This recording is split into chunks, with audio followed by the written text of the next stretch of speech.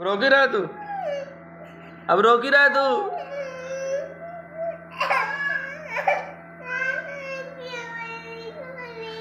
घोड़ी क्यों बेची है?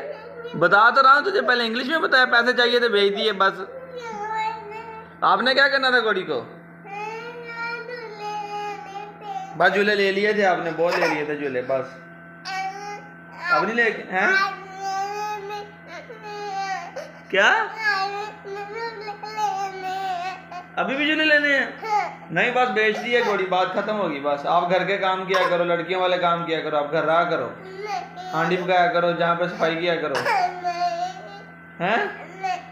आप खराब होते जा रहे हो, होते जा रहे हो। चल दीजिए छोड़ अपनी, बस मैंने कहा बेच दी घोड़ी तो बेच दी, बस बात खत्म। हैं? पैसे चाहिए थे, पैसे इसलिए बेच दी है, पैसे चाहिए थे बस।